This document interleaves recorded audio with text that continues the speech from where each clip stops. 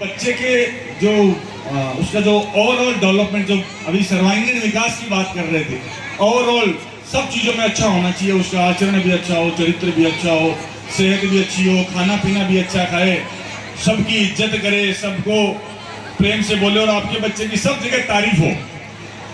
वो होगी, बिल्कुल आप चाहते हैं तो 100% होगी। लेकिन होता क्या है कि माँ बाप दोनों बैठे हैं, बच्चा भी पास में बैठा है और हम माँ बाप ही चुगली कर रहे हैं पड़ोसी की या भाई की या ननद की या जेठानी की, न किसी की।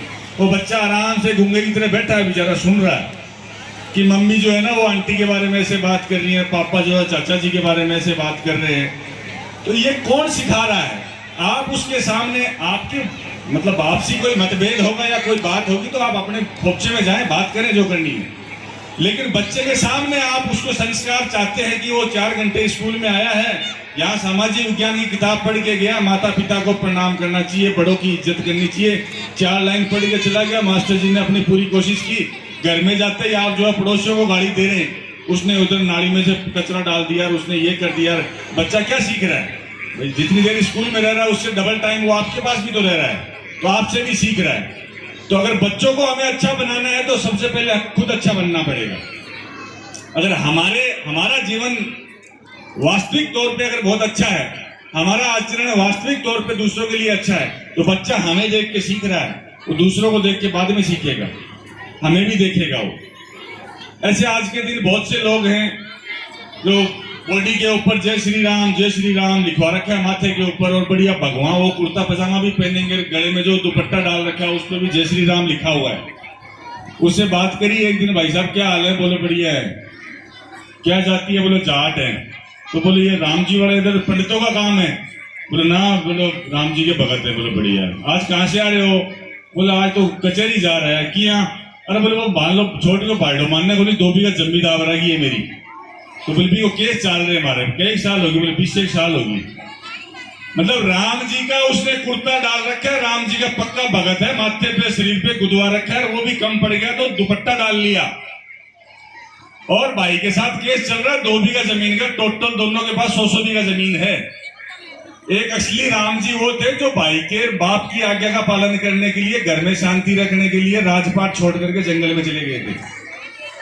आप उस राम जी की भक्ति की बात कर रहे हो जो अपने भाइयों के लिए, अपने पिता की आज्ञा के लिए पूरा राजपाट छोड़ करके, भगवा धारण करके जंगल में निकल गया था, और भाई के साथ केस चल रहा है। तो ये कैसा भाईचारा है और ये कैसी राम की भक्ति है?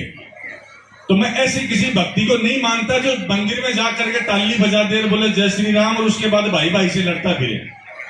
तो भक्ति करने का जो तरीका है थोड़ा सा उसको भी हमें सुधारना पड़ेगा। हम किसी को भी अपना आदर्श माने, राम को माने, शिव को माने, कृष्ण को माने या तेजाजी महाराज को माने, हमें सबसे पहले यह देखना पड़ेगा कि उनके जीवन के अंदर उन्होंने किस चीज के लिए संघर्ष किया, उन्होंने हमें कैसे जीना सिखाया, उनका समाज के लिए क्या योगदान रहा था, उन्होंने किन किन चीजों के लिए त्याग किया है, वो हम करें।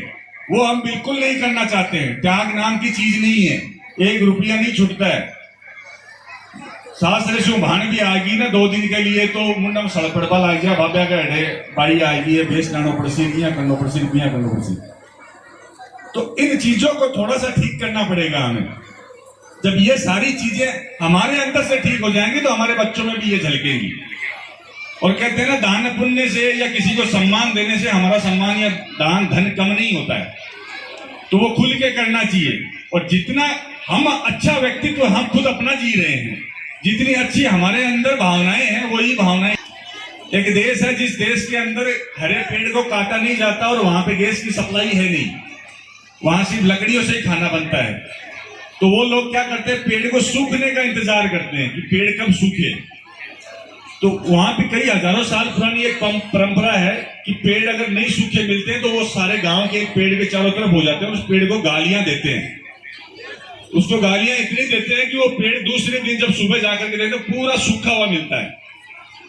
और ये कोई किताबी ज्ञान नहीं है, एक्चुअल में ऐसा होता है वास्तविक तौर पे। और ये साइंस भी इस चीज को प्रूव करती है।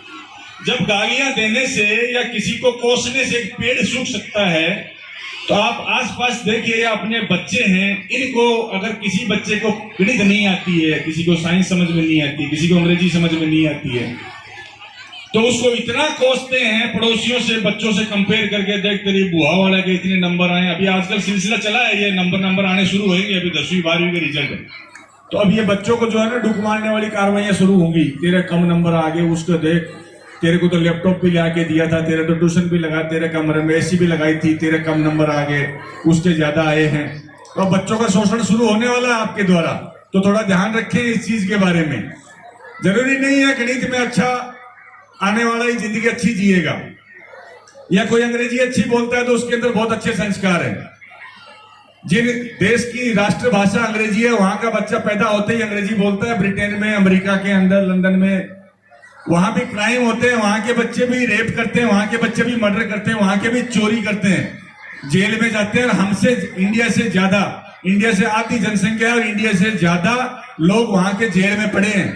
अगर अंग्रेजी बोलना ही साक्षरता की निशानी होती तो वो लोग हमसे पहले साक्षर हैं। हमें अंग्रेजी सीखने की जरूरत नहीं है। अंग्रेजी इस चीज का सर्टिफिकेट नहीं है कि बच्चा बहुत अच्छा है। हिंदी बोले, बेशक मारवाड़ी बोले, कोई दिक्कत नहीं है, उसकी आत्मा अच्छी होनी चाहिए, उसको लगना चाहिए कि मैं एक अच्छा इंसान हूं, अच्छा बच्चा हूं, अच्छा माँ बाप हूं, या अच्छा इंसान हूं, अच्छा नागरिक हूं। यह आपके मन में होना चाहिए कि हाँ मैं बढ़िया हूं। जीवन में अगर किसी का बुरा करके या किसी का 2 रुपया ठग करके या गलती से अपन ने कुछ भी किसी का हासिल कर लिया है और उसके बाद अगर सुकून महसूस होता है, तो समझ लीजिए कि जो दुरात्मा है वो शरीर को पूरी तरह से ग्रसित कर चुकी है। और अगर थोड़ा सा भी कोई काम करके अगर आत्मा ये बोले कि ये थोड़ा सा मैंने आज ठीक नहीं किया, नींद नहीं आ रही है, गुलाटी पुलाटी बिस्तर पे मारते रहो और लगता है कि यार आज तो गलत किया, ये थोड़ा सा गलत हो गया, तो वहां ये लगना चाहिए कि आत्मा अभी जिंदा है, उस चीज को ठीक कर लेनी चाहिए हमें। इंसान की प्रगति तब तक ही संभव है जब तक उसकी आत्मा जिंदा है और उसको सही और गलत का बोध होता रहे कि ये सही है, ये गलत है।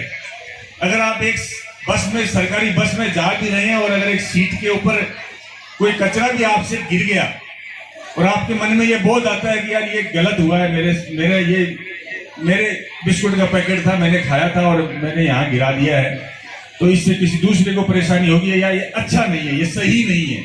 और अगर आपका हाथ उस कचरे को, उस बिस्कुट के जो छिलका बच गया उसको उठा करके हाथ में लेके आते हो या कूड़ादान में डालते हो, तो इससे अच्छी शिक्षा कोई नहीं हो सकती। बेशक आपको अंग्रेजी ना आए, जरूरत नहीं है अंग्रेजी वाले सर्टिफिकेट की, आप बहुत अच्छे इंसान हो। और ये सार्वभौमिक सत्य है कि अगर आप अच्छे इंसान हो तो आपके साथ अच्छा ही होगा, आपके बच्चे अपने आप कामयाब हो जाएंगे, बहुत अच्छा पढ़ेंगे, पढ़ाई नहीं करेंगे तो वो कोई बिजनेस में अच्छा करेंगे।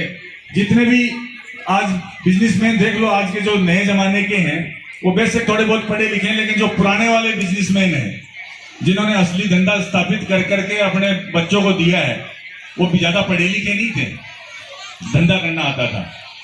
वैसे ही पुराने जो गांव के बूढ़े बुजुर्ग थे वो भी बिल्कुल अंगूठा छापते, लेकिन बात बहुत शानी करते थे।